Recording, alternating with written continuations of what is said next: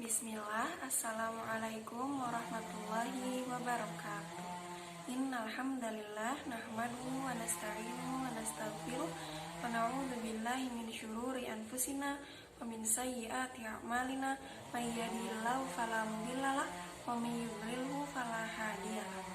Asyhadu an la ilaha illallah wahdahu la syarikalah wa asyhadu anna Muhammadan abduhu wa rasuluh amma ba'du. Alhamdulillah, anak-anak kelas 2 yang dirahmati Allah. Apa kabar hari ini? Sehat ya semuanya, alhamdulillah.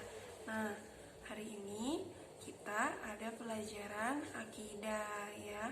Untuk yang sudah punya bukunya, bisa dibuka bukunya.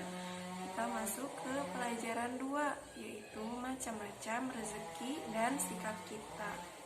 Ada di halaman 10 ya. Boleh dibuka bukunya, buku akidah. Sebelum masuk ke pembelajarannya, seperti biasa kita membaca doa terlebih dahulu. Bismillahirrahmanirrahim.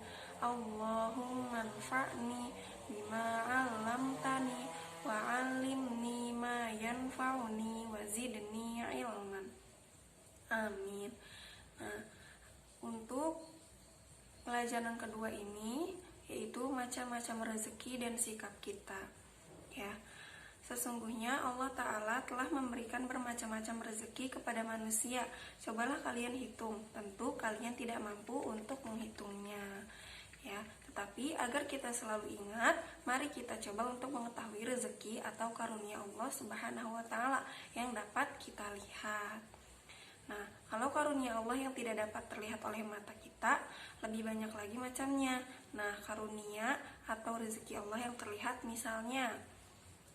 Jadi, rezeki dan karunia Allah itu ada dua, ada yang terlihat oleh mata kita dan ada yang tidak terlihat. Nah, di sini Ibu mau menjelaskan rezeki atau karunia Allah yang terlihat oleh kita. Misalnya nomor 1, ada itu semua yang ada pada tubuh kita. Ya, coba kalian sebutkan sendiri, coba apa aja yang ada di tubuh kita. Mata, hidung, mulut, kuping, tangan, kaki, semuanya itu adalah rezeki dari Allah Subhanahu wa Ta'ala ya. Kenapa bukan rezeki? Karena coba lihat di luar sana ya, banyak yang matanya tidak normal, nggak kayak kita. Kemudian juga banyak yang kayak lumpuh, nggak bisa jalan, atau bahkan ada yang tangannya nggak ada satu dari lahir, ada juga yang tangannya nggak ada dua dari lahir, bahkan ada juga yang tangan dan kakinya dua-duanya nggak ada dari lahir kayak gitu. Jadi kita harus bersyukur karena kita lahir dengan keadaan normal ya, lengkap semuanya ya, ada semuanya. Matanya ada dua, hidungnya ada satu, ada mulut, tangannya ada dua, kakinya pun ada dua, kayak gitu ya. Jadi harus bersyukur. Dengan mengucapkan apa bersyukur? Waktu itu kata ibu, alhamdulillah ya. Nah, terus yang nomor 2, semua yang melekat di tubuh kita. Kalau semua yang melekat itu maksudnya apa? Misalnya seperti pakaian, perhiasan, jam, kalung, cincin. Nah, itu yang melekat pada tubuh kita, aksesoris ya. Nah, itu pun rezeki dari Allah. Kalau Allah nggak mau ngasih, kita nggak akan punya ya, kayak orang-orang yang kurang mampu di luar sana, seperti itu. Terus poin ketiga, itu ada semua yang ada di sekitar kita dan sangat dekat dengan kita. Seperti apa? Misalnya alat-alat sekolah, mainan, sepeda, rumah, dan semua isinya, sekolahan dan semua isinya, peralatan dan lainnya. Coba ya, yang ada di dekat kita nih apa nih? Misalnya ada buku, Bu. Nah, buku ini juga itu rezeki dari Allah Subhanahu wa Ta'ala ya. Kemudian yang keempat, itu ada semua yang ada di sekeliling kita seperti kendaraan, terus masjid, kemudian apalagi di sini musola, gedung-gedung besar ya, terus matahari, awan, pohon, banyak ya, banyak sekali. Nah, itu adalah rezeki dan karunia Allah, seperti itu. Terus apalagi nih di sini, bulan, bintang ya, peralatan, pokoknya semuanya itu adalah rezeki dari Allah. Itu punya Allah semua, Allah yang kasih semuanya seperti itu. Nah anak-anak, itulah sebagian nikmat Allah. Sangat banyak bukan? Banyak sekali ya. Ini aja baru yang terlihat, ini pun nggak tersebut semuanya gitu. Gimana yang tidak terlihat, yang tidak kita rasakan, tetapi itu semua adalah rezeki dari Allah gitu. Lebih banyak lagi yang nggak akan bisa kita sebutin kayak gitu, saking banyaknya.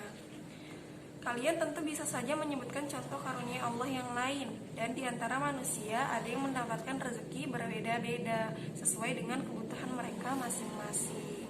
Allah Ta'ala Maha Pengasih dan Penyayang. Kebutuhan manusia dipenuhi oleh Allah. Allah memerintahkan manusia untuk mencari rezeki dan berdoa. Nah, tidak Allah memerintahkan kita untuk mencari rezeki, dan juga jangan lupa untuk berdoa ya.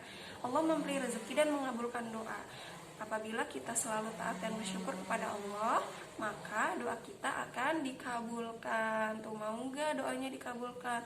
Misalnya berdoa, ya Allah, sehatkanlah Uma dan Abah, sehatkanlah adik dan kakak. Nah, kalau kita jadi anak baik, jadi anak yang taat sama Allah, nanti sama Allah doanya dikabul. Seneng nggak kalau doanya dikabul?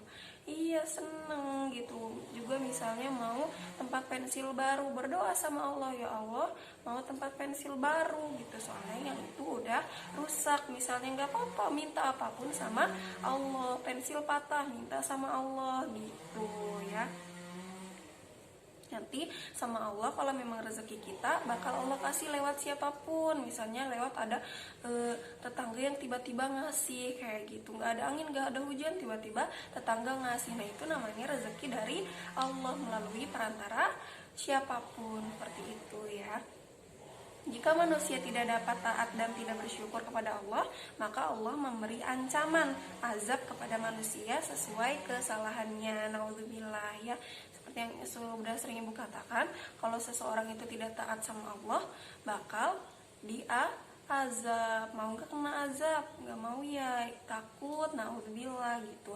Jadi harus tetap bersyukur, kemudian taat, mematuhi semua perintah Allah, dan menjauhi semua larangannya.